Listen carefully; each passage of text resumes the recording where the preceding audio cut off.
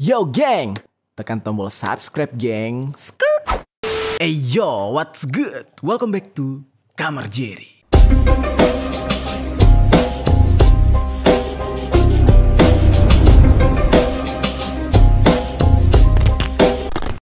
Geng, hari ini kita kembali dengan konten misteri. Pembahasan kita hari ini tentang sebuah urban legend, kejadian horor yang ada di Indonesia. Nama kejadian ini adalah Pocong Sukowati. Kisah ini berasal dari salah satu daerah di Jawa Tengah, yaitu tepatnya daerah Temanggung. Dan ini menjadi sebuah kisah turun-temurun yang memang dikatakan dulu benar-benar terjadi atau kisah nyata.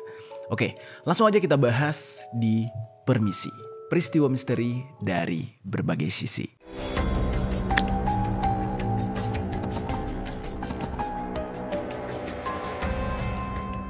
Kejadian ini terjadi pada pertengahan November 1973, tepatnya di Kabupaten Temanggung. Ada seorang wanita yang bernama Sukowati. Dia ini adalah seorang anak yatim piatu yang mana orang tuanya sudah meninggal dunia dan dia dititipkan kepada neneknya. Sukowati ini juga backgroundnya itu adalah seorang gadis desa yang hidupnya sederhana, terus kebetulan wajahnya cukup cantik. Nah, Sukowati ini bisa disebut dengan bunga desa gitu, geng. Nah, dia tinggal bersama kakek neneknya. Dan background dari sang kakek itu adalah seorang lurah di desa tempat dia tinggal. Sukowati ini terkenal sebagai sosok yang cantik dan juga religius, serta memang anaknya itu anak baik-baik gitu ya. Nah, di saat kejadian ini, itu umurnya dia baru 23 tahun. Ya, cukup dewasa di saat itu. Dikarenakan dia cukup cantik, terus juga bunga desa, terkenal pintar, religius gitu. Banyak sekali laki-laki yang melamar Sukowati ini. Namun sayangnya semua lamaran yang datang itu ditolak oleh Sukowati. Karena di saat itu dia memiliki seorang pacar. Yang mana pacarnya ini namanya itu adalah Bondan. Ternyata nih geng ya, hubungan dari Bondan dan Sukowati ini tidak berjalan mulus. Karena ternyata orang tua mereka masing-masing itu tidak menyetujui hubungan mereka. Yang pertama, nenek Sukowati itu merasa kayak si Bondan ini itu bukan pribadi yang baik. Nah, terus juga sebaliknya, ayahnya si Bondan itu merasa Sukowati ini adalah anak dari keluarga saingan politiknya. Karena dulu ternyata ayahnya Bondan ini sempat mencalonkan diri menjadi lurah. Ternyata kalah dengan kakeknya Sukowati. Namun di saat itu mereka menjalin hubungan tanpa harus diketahui oleh orang tua masing-masing. Jadi mereka tetap berpacaran dan juga mereka melakukan hal yang jauh dari aturan. Yang dimana di saat itu ternyata Bondan dan Sukowati melakukan hubungan terlarang sampai melakukan hubungan badan. Dalam kondisi itu, Bondan ini nggak kunjung menikahi Sukowati. Ditambah lagi Sukowati ini tinggal bersama neneknya yang semakin lama semakin tua dan semakin renta. Yang namanya dia numpang sama neneknya, otomatis setelah dia dewasa, dia harus mencari nafkah yang sebaliknya harus merawat neneknya. Dan Sukowati ini harus bekerja keras seiring dengan menurunnya ekonomi keluarga mereka. Jadi di saat itu dia benar-benar bekerja keras untuk merawat neneknya yang semakin tua. Namun sayangnya nih geng, singkat cerita, ternyata Bondan ini justru berkhianat sama Sukowati. Tiba-tiba dia menikah. Ini kejadiannya tepat setahun kemudian, yaitu tahun 1974. Dimana di saat itu Bondan ini memilih untuk menikah dengan seorang wanita hasil perjodohan dari keluarganya. Yang perlu kalian ketahui, dalam kondisi ini Sukowati benar-benar dirugikan. Karena kenapa? Sukowati menjalin hubungan dengan Bondan itu sudah terlewat batas. Sampai-sampai Sukowati ini ternyata hamil di luar nikah bersama Bondan.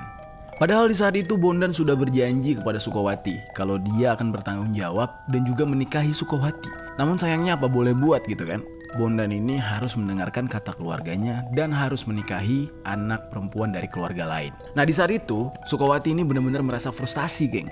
Dia merasa dihianatin banget. Udah gitu dia bingung bagaimana caranya harus memberitahu neneknya serta warga yang lain gitu ya tentang kehamilannya dia. Sampai akhirnya dia mengurung diri, berhenti dari pekerjaan dan terlihat seperti orang yang stres atau orang yang gangguan mental. Sampai pada akhirnya perutnya tuh semakin membesar dan Sukawati semakin takut untuk berada di luar rumah karena merasa malu.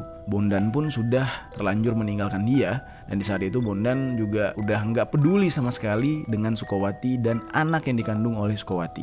Sampai pada akhirnya di jelang mendekati umur kehamilan dia yang sudah tua, tiba-tiba Sukawati ini ditemukan tewas gantung diri di dalam kamarnya. Di saat itu umur kandungan Sukawati itu sudah masuk bulan ke-6 geng. Jadi dia udah 6 bulan mengandung di saat itu. Nah, awal pertama kali jasad Sukawati ini ditemukan oleh warga itu gara-gara kecurigaan warga terhadap rumah nenek Sukawati yang terlihat sangat sepi. Di saat itu warga merasa curiga gitu. Kenapa rumah tersebut tidak seperti biasanya? Kok si nenek nggak berjemur kayak biasanya? Biasanya si nenek ini pagi-pagi tuh udah keluar rumah berjemur sama Sukawati sambil disuapin makan atau sarapan gitu. Akhirnya beberapa warga atau tetangga yang ada di sana itu berbasa-basi untuk menjenguk si nenek. Ketika diketuk pintu rumah itu tidak ada yang menjawab. Sampai akhirnya para warga langsung mencoba untuk masuk ke dalam rumah tersebut dan mereka menuju ke kamar si nenek. Di saat itu bau rumah tuh udah busuk banget, kayak bau bangkai. Mereka udah curiga kalau nenek meninggal dunia.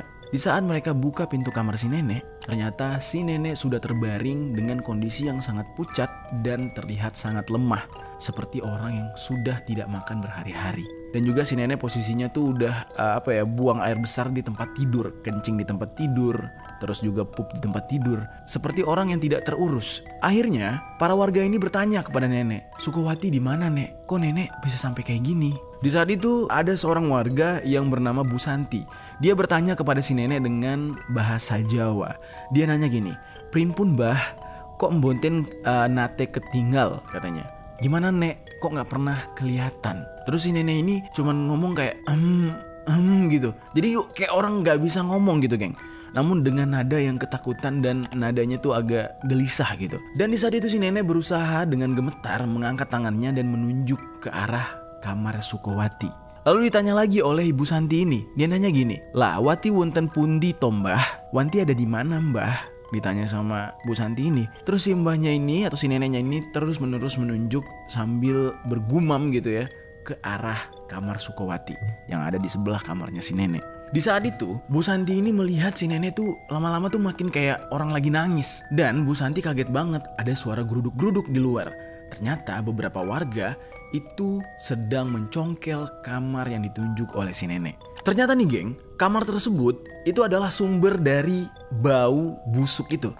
Dan ada seorang warga yang mencoba mengintip ke dalam kamar tersebut dan mereka menemukan sesosok mayat yang sedang tergantung. Ketika pintu berhasil dicongkel dan didobrak, betapa kagetnya warga. Ternyata yang tergantung itu adalah mayat Sukawati dengan kondisi sedang hamil dan sudah berhari-hari membusuk.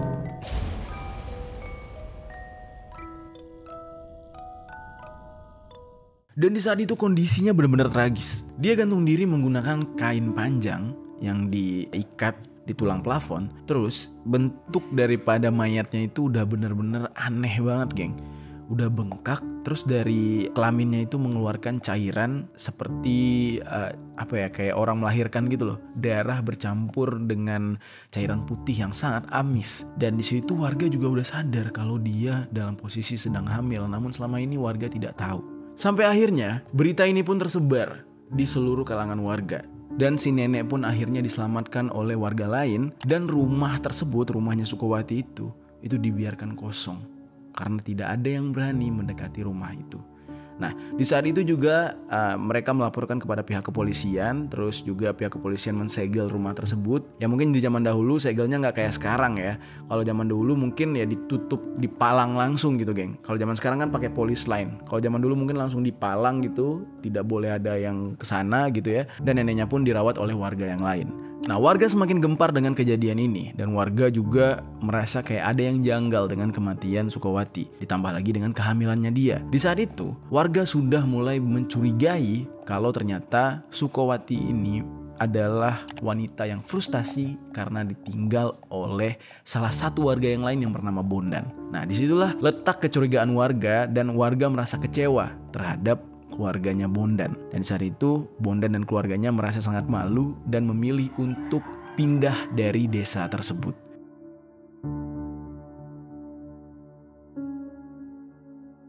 Hari demi hari itu berjalan seperti biasa. Warga yang sudah mengetahui latar belakang meninggalnya Sukowati itu lama-lama tuh mulai kayak ya udah biasa aja gitu ya. Ditambah lagi dengan keluarga Bondan yang sudah merasa malu dan minggat dari kampung tersebut. Namun ada satu kejadian yang benar-benar mengerikan. Ternyata dampak dari meninggalnya Sukowati ini tidak berhenti di situ saja, geng. Kejadian bunuh dirinya dia itu justru malah menjadi sebuah malapetaka bagi warga desa tersebut. Tiba-tiba desa tersebut itu sering digentayangi oleh sosok pocong.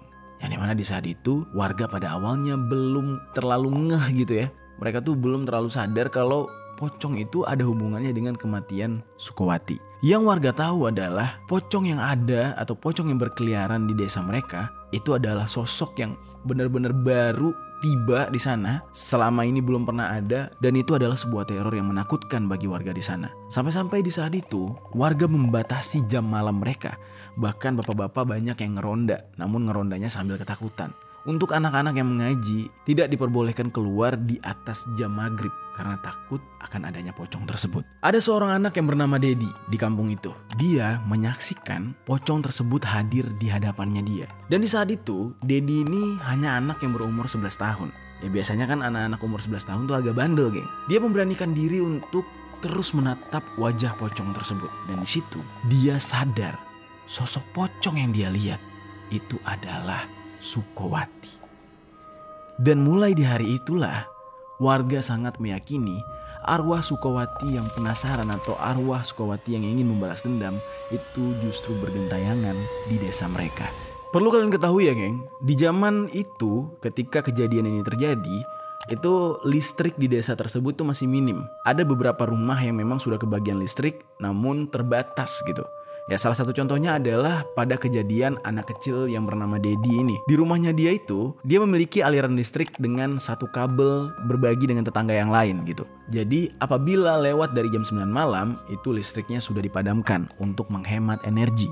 Nah, di dalam kejadian yang dialami oleh anak yang bernama Dedi ini, itu saat tengah malam ketika dia pengen buang air besar. Karena Dedi ini ingin buang air besar tepat pada jam 12 malam, otomatis dia harus menggunakan lampu Petromax atau lampu pakai minyak gitu, geng. Dan kalau kalian tahu, kondisi di desa-desa itu tidak semua rumah ada toiletnya, yang otomatis mengharuskan Dedi di saat itu pergi ke toilet umum desa yang kurang lebih jaraknya itu 50 meter dari rumahnya dia, dan itu tengah malam.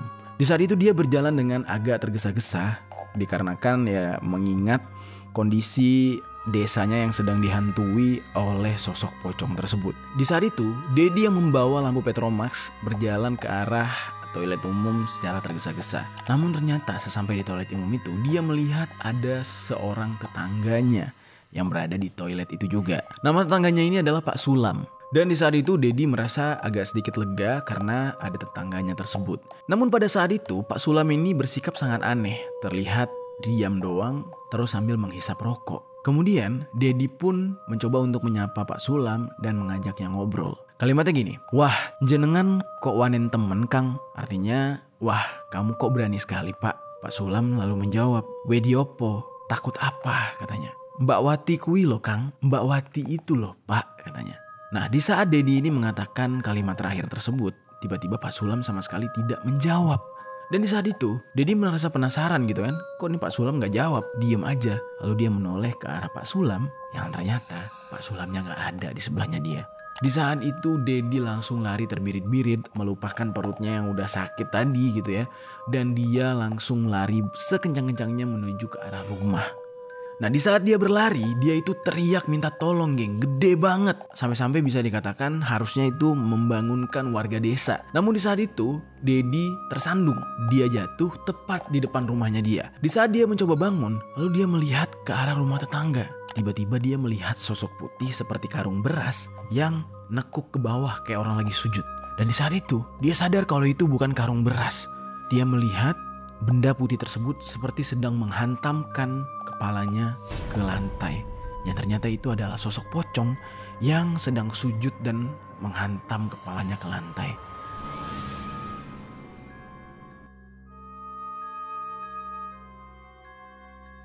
serem banget. Sampai akhirnya pocong itu berdiri dan menghantamkan kepalanya ke pintu rumah tetangga yang suaranya tuh gede banget. Dak, duk, dak, duk. Dan di situ Dedi sudah mulai gemeteran dan hampir kehilangan kesadaran. Dengan spontan Dedi langsung masuk ke dalam rumahnya dan di saat itu tidak ada orang rumah yang terbangun. Dia berusaha menyalakan beberapa lampu Petromax di dalam kamarnya dan tidur dengan tengkurap sambil menutup wajahnya dan gemeteran. Suara hantaman tadi itu masih terdengar di rumah tetangga. Namun tiba-tiba suara hantaman tersebut lama-lama semakin mendekat ke arah rumahnya Dedi. Yang dimana Dedi sadar di saat itu ternyata sosok pocong itu sudah berada di depan rumahnya dia. Dan di saat itu ada seperti suara orang menggumam. Suaranya tuh serem banget. Terus kayak orang lagi bisik-bisik. Dan suara itu hampir 10 menit lamanya. Sampai akhirnya Dedi ini pun memilih untuk tidur, memejamkan matanya dan terlelap.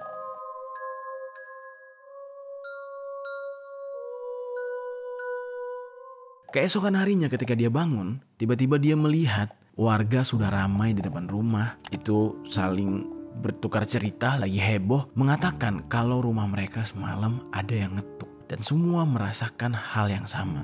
Dan beberapa dari mereka sempat mengintip dan melihat sosok yang mengetuk pintu rumah mereka adalah sosok pocong yang dicurigai adalah pocong Sukowati. Nah, akhirnya desas-desus tentang pocong Sukowati ini didengar oleh nenek Sukowati. Yang dimana kondisi nenek Sukowati ini setelah dirawat oleh warga, itu dia udah lumayan agak sehat. Setelah kematian dari Sukowati, dia itu benar-benar dirawat dengan fokus oleh warga sampai-sampai dia bisa bicara, dia bisa mendengar dengan jelas gitu ya. Dan dia mendengar berita tentang cucunya yang sudah berubah menjadi pocong tersebut. Lalu tiba-tiba suatu hari nih geng, kondisi dari si nenek ini udah mulai bisa berjalan tapi menggunakan tongkat. Tiba-tiba nenek ini turun dari rumah lalu menghampiri beberapa warga yang sedang berkumpul. Dia berjalan dengan tergesa-gesa menggunakan tongkatnya. Terus dia menyumpai salah satu warga lalu berkomunikasi di sana. Warganya nanya, "Wonten nopo mbah? Ada apa nek?" katanya. Terus si nenek jawab, ini jawaban yang paling aneh sih. Dia bilang, "Wati bali, nggowo bayi." Artinya itu adalah Wati pulang, membawa bayi katanya. Terus warga di situ merasa aneh lalu bertanya lagi, "Wati sinten mbah? Wati siapa nek?" Neneknya jawab dengan tegas, "Sukowati putuku," katanya. "Sukowati cucuku," dengan nada yang sangat tinggi. "Ojo tiliki, rak ngandel. Ayo lihat kalau nggak percaya," kata si nenek. Lalu kemudian warga yang merasa penasaran akhirnya berbondong-bondong melihat ke dalam rumah di saat itu. Apakah benar Sukowati telah kembali? Namun ya seperti dugaan gitu ya. Ternyata tidak ada Sukowati di sana. Dan orang-orang beranggapan mungkin si nenek ini sedang halusinasi. Cuma sebagian dari warga merasa kayak ini ada benarnya. Kemungkinan memang Sukowati ini pulang lalu menghampiri sang nenek karena dia kangen dengan si nenek. Dan warga merasa ngeri karena Sukowati ini diisukan menjadi sosok pocong. Udah gitu dia matinya karena bunuh diri. Dan warga semakin panik di saat itu. Nah, di lain hari nih geng, ada seorang warga yang bernama Sarjono. Di saat itu dia sedang pulang dari desa sebelah menggunakan sepeda. Di tengah jalan, dia melihat ke arah jalan depannya dia, itu ada sesosok wanita yang menggunakan baju batik. Lalu wanita tersebut menggunakan selendang dan seperti sedang menggendong bayi.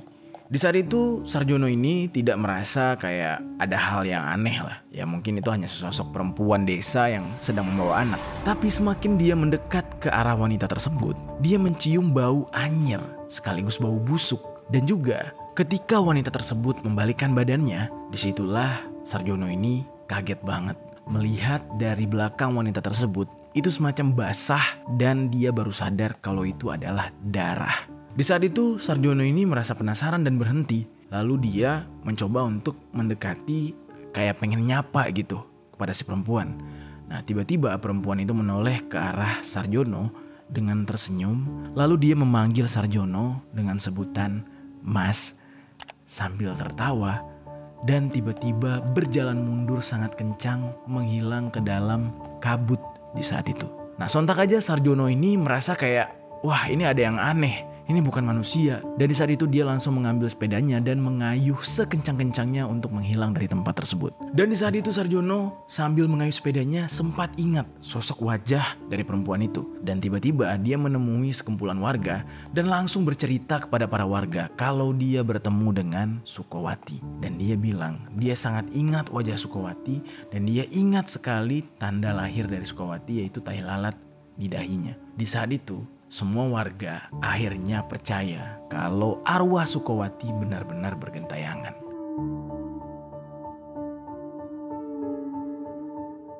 Kita balik ke si nenek nih geng. Neneknya ini sampai dianggap oleh warga memiliki kelainan mental atau kelainan jiwa. Dikarenakan nenek ini semenjak kejadian dia bilang dia menemui Sukowati atau Sukowatinya pulang gitu ya, dia selalu menghampiri warga pada sore hari dan mengatakan kalau Sukowati sudah pulang. Jadi itu sering sekali terjadi. Dan dia juga mengatakan kalau Sukowati sedang duduk di dalam kamar. Yang dimana di saat itu si nenek sudah dikembalikan ke rumahnya dia setelah sekian lama disegel, tapi masih dalam pantauan warga. Nah, si nenek juga bilang kalau Sukowati selalu pulang membawa bayinya katanya. Dan mulai di saat itu, sebagian dari warga mulai percaya kalau apa yang dikatakan oleh si nenek itu benar adanya. Nah, belakangan para warga mulai melupakan sosok Bondan. Yang dimana Bondan inilah penyebab matinya Sukowati. Karena Sukowati merasa kecewa dan lalu bunuh diri. Ternyata ada salah satu warga yang coba mengusut keberadaan Bondan dan mencari tahu bagaimana kondisi Bondan sekarang. Bondan kan menikah, meninggalkan Sukowati nih geng.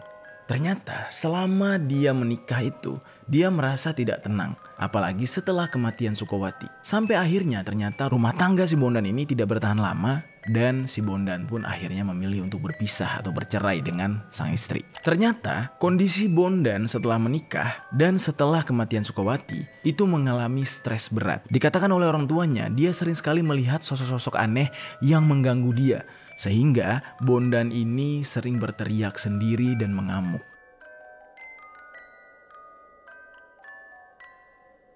Nah, hal itulah yang membuat rumah tangganya tidak bertahan lama karena si perempuan atau istrinya itu akhirnya menceraikan Bondan. Dan setelah bercerai, itu banyak warga yang melihat Bondan ini sering mengunjungi makam Sukowati dan dia seperti berbicara sendiri di makam itu. Bondan itu dulu badannya gagah, tegap, dan semenjak kejadian tersebut, dia terlihat sangat kurus kering. Di saat itu keluarganya Bondan itu sudah mencari berbagai cara untuk mengobati Bondan. Tapi memang sepertinya Bondan ini mengalami depresi berat dan dia sangat bersalah gitu ya dengan kepergian Sukowati. Pernah ada kejadian geng, Bondan ini berlari-lari pada malam hari sambil berteriak.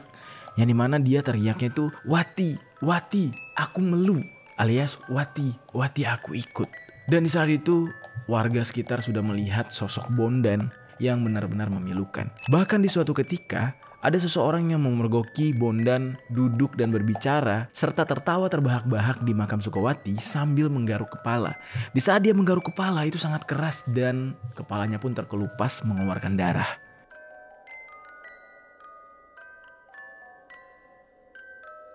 Akhirnya pihak keluarga dan warga desa memilih untuk mempasung Bondan. Jadi Bondan ini benar-benar tidak bisa disembuhkan lagi dan menjadi gila total. Akhirnya Bondan ini dipasung dan Bondan meninggal pada umur 65 tahun, tepatnya pada tahun 2004-an. Dan sosok daripada pocong Sukowati itu tidak pernah benar-benar meninggalkan desa Temanggung.